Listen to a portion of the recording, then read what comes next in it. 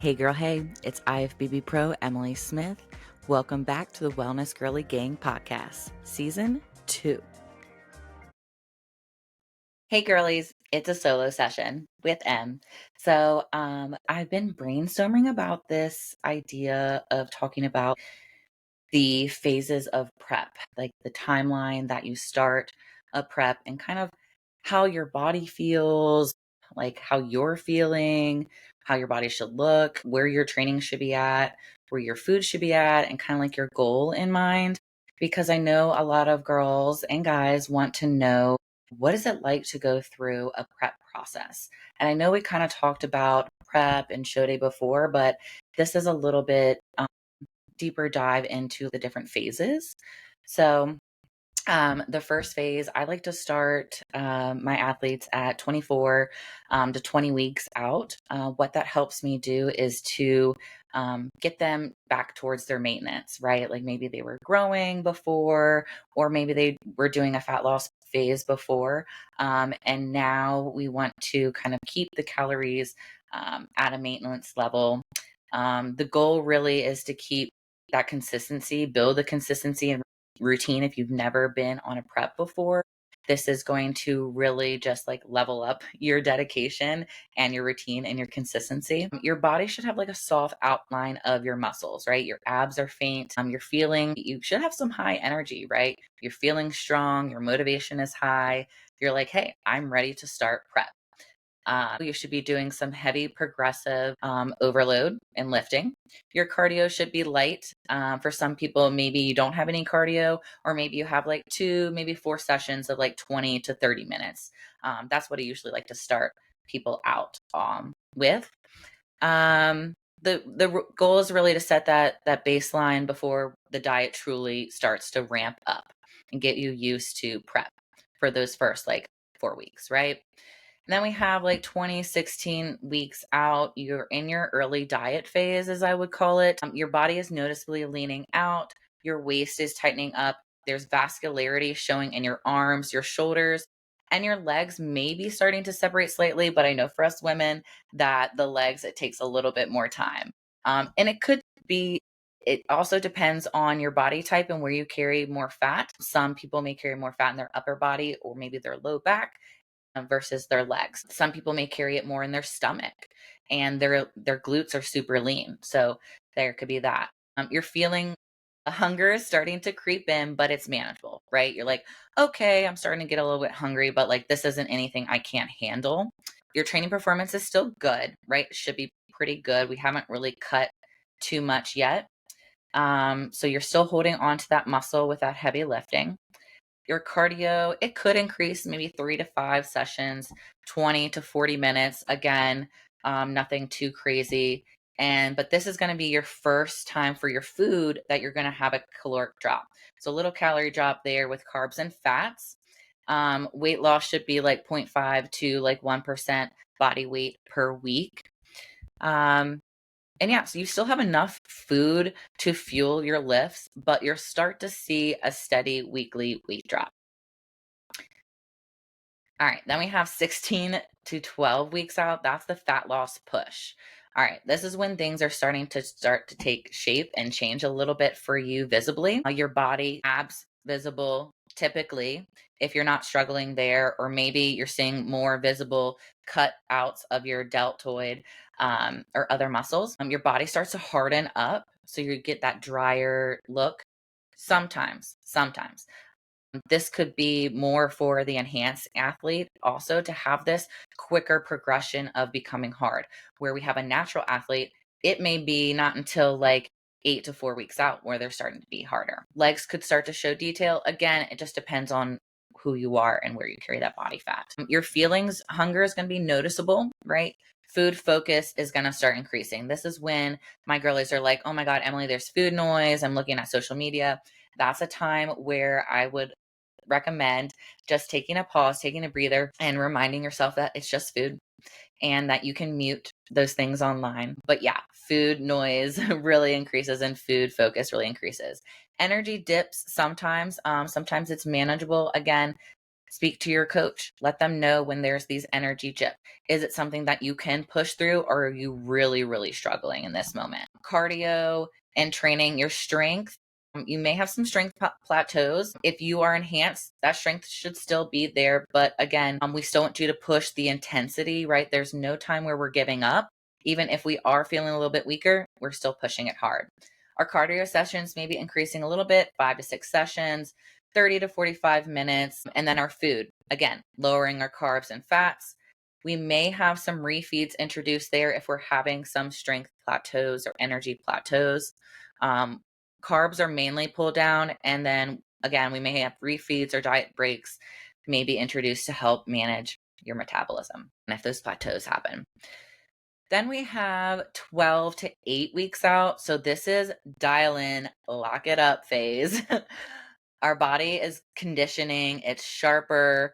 We're starting to see more visible lines and tie-ins. You should look like you're about to step on stage in 4 to 6 weeks. Like your coach is going to say, ready early, and then we're going to like polish up, right? So the conditioning is very noticeable. Some striations coming in, glutes, leaning out. Your feelings. This is when hunger is really ramping up. Hunger is high. Fatigue is real when you're just like I have brain fog. I can't think. That's brain fog. And I just feel like I'm just here. Like I'm just kind of like floating and just everything on autopilot. That's about that time.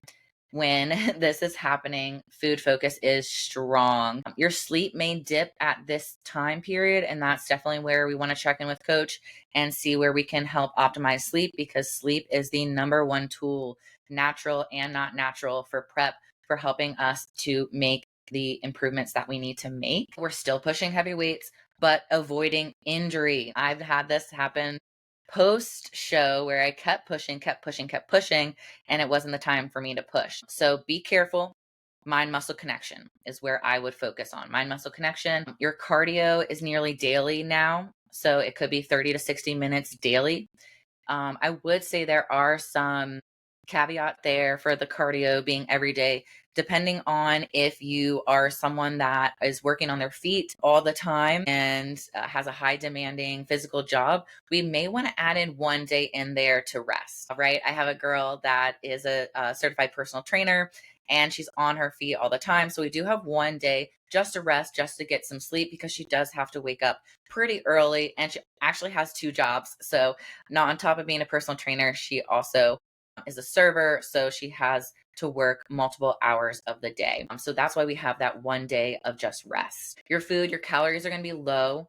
We're going to have some strategic refeeds here and diet breaks, right? For me personally, I really like clean refeeds, because that's going to help me. I understand how your body works with certain foods. And if I just give you more of these certain foods, then it's just easier to control than saying, hey, go grab a burger and fry at whatever place. You could be in a different location, not sure where that burger and fry is from. Could be a little bit too greasy for you to have the effects that we want to have. Usually refeeds are used to help with like plateaus. If there's a point where the weight loss stalls, we use a refeed to help kickstart the metabolism.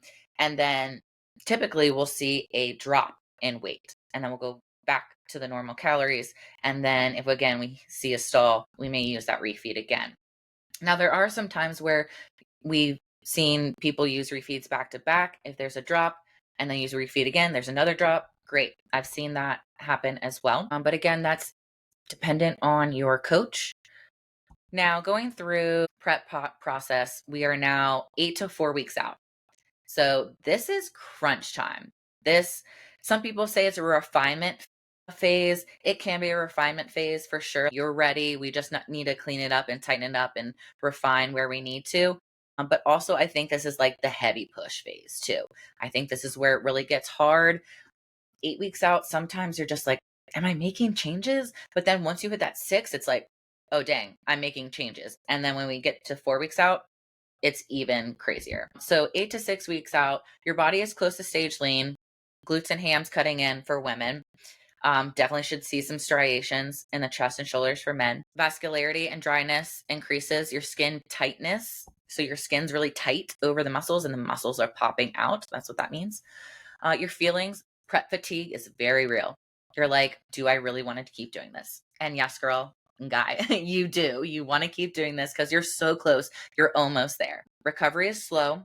So social life is going to be at a minimum, I would recommend. And you're going to want to do that too, because you're not going to have as much energy. Your social battery is going to be really low, and the food obsession is going to be very, very, very strong. So stick to your plan. You got this. Just remember that there's someone out there working harder than you are, and they could be beating you on stage. So check your boxes and just keep dialing it in. Cardio and training, your volume and intensity, we just want to balance that carefully, right? So we may cut back on some volume and intensity here. Cardio can get up to 60 minutes daily here. Some people may have to do twice a day cardio. It depends. Your food is here at its lowest. And then again, we're using refeeds to help maintain your metabolism. For most, though, it's a grind. There is a dark tunnel and you are reaching towards it. And there's a very light light that is shining through, and you're going to get there. You just have to keep pushing it, right? Okay, so there is this like final fat loss phase between 6 to 4 weeks where your body is ready. Like within sight, it's ready. Skin is thin, vascular. You're feeling tired, but your adrenaline is starting to kick in because the stage is getting close. Your training, it's going to be harder to recover from. You're just depleted. It just is what it is. So that's what you're going to feel. You're going to feel more sore more often. Cardio may be at its highest here. Food, your food is going to be in a deficit, of course. The refeeds. Now we're trialing this for your peak week, right? So now we have some data with some of those refeeds before and some of these refeeds now that we can kind of figure out, all right, how do we want to peak this particular client for peak week using these refeeds? Then we have the fine tuning or polishing phase, 4 to 2 weeks out. Basically, we're stage lean, conditioning is there. Now it's all about polishing. So posing, tweaking the posing. I will say, do not save your posing for the last 4 to 2 weeks out. Make sure that you're doing your posing. I'm a posing coach. Make sure that you're doing your posing long before you start prep, before you start in this deficit, before you start to get the brain fog and start to forget, because it's just like muscle memory, just like riding a bike. When you start to learn the movements, you'll be able to know it. And then when we get to this point, we can fine tune it because your body's going to look a different way. We're going to see more lines in the body that we can then manipulate and see what's the best poses for you and your body on stage. So the body is stage lean. You're feeling exhausted, but you're laser focused. All right. You're exhausted to the point of, I am doing this and I'm going to get on stage and just saying so focused. The mantras, manifesting the win, envisioning yourself on stage. This is a good time to do that.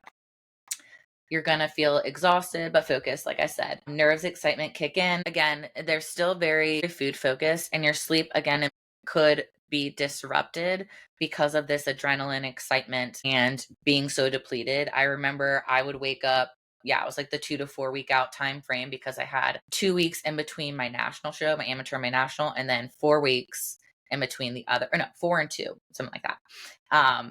And so I had a little bit of time in between. And even for my first wellness show last year, the 2 to 4 weeks was where I would wake up at random times, go out to the living room and just be like, okay, I'm awake. And I'll text like a friend that I know who's awake and just fill my mind with something else than thinking about the food. I'll drink water. My caffeine-free, diet-free root beer, it was my saving grace for sure. So cardio could start tapering down here at this point. For some, it could still be ramping up. So that again is dependent. Training shifts to safer pump style. For some people can still freaking push. For me, honestly, I think you can still push. I don't change workouts until peak week, and that's when we do more like the pump style. So peak week is 7 days out, right? It's a week. So you start on Saturday, usually, or whenever your show is. Some national shows are on Thursdays. So just know that if someone says, oh, it's peak week and it's a Thursday, it's the next Thursday. It's just a week for them. Body is flat as a board, right? You're lean, you're detailed, you're flat, and a little depleted before peak week. And then, so then the job of the coach is to fill you up with those carbs and make those muscles pop to fill you up on stage. For peak week, you're tired, but adrenaline is high. So the adrenaline helps, like the excitement kind of helps balance the fatigue, if that makes sense. So, girl, get yourself hyped. It's peak week. We get our hair done, we get our nails done, we get our toes done. We make sure that we're exfoliating 2 weeks out, if not like 2 months out. Really keeping a good pH on our skin. That week, we are shaving our body. I don't recommend waxing.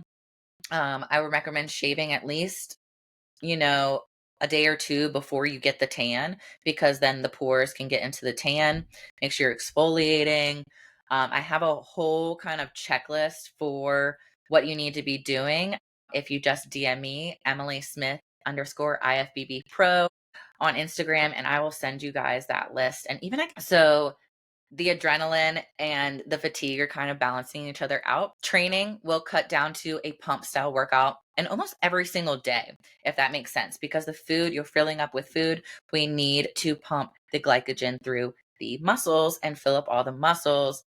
And so that sometimes you'll see, maybe for example, like a wellness girl, you typically see her doing mostly legs, maybe one upper body. You'll see her doing back, shoulder, like everything almost that week, just to get the food pumping through. And they could be tapered. The training could be tapered.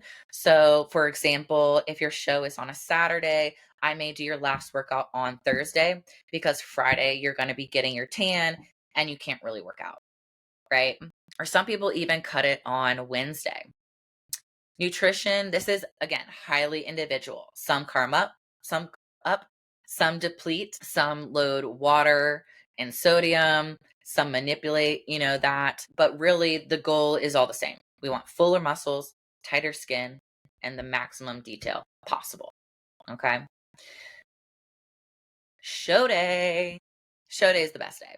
That is the day where all of your hard work comes down to 10 to 15 seconds in your individual routine. For amateurs, I think it's 30 seconds for pros now. So as an amateur, you get 10 seconds in the box, but that's your posing routine. And then you have every single division, every single class that you sign up for, you will then be in a comparison with other girls on stage, guys or girls on stage, same height class, comparing. And that's where you get some more of your time to shine, more time to get all of those photos of you. But show day, your body is full. So like peak week, you're flat. Show day, you're full. You're dry, you're detailed. And this is, you're all polished up. Everything's vascular. Everything is popping.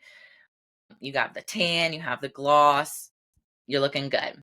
Feelings of excitement, adrenaline. Like, I cannot have coffee, y'all. Let me tell you, I cannot have coffee. Sometimes I'll do the espresso shot if I really think I need it, but like, I cannot do coffee because I get so excited. The adrenaline is insane. I'm a sweater too, so I just get so excited. I need a little fan. I have a fan on me all the time. Even if it's freezing, I need the fan for like my pits and my face, just to like, because the excitement, the nerves. Your cardio is, you're going to have a light pump up backstage.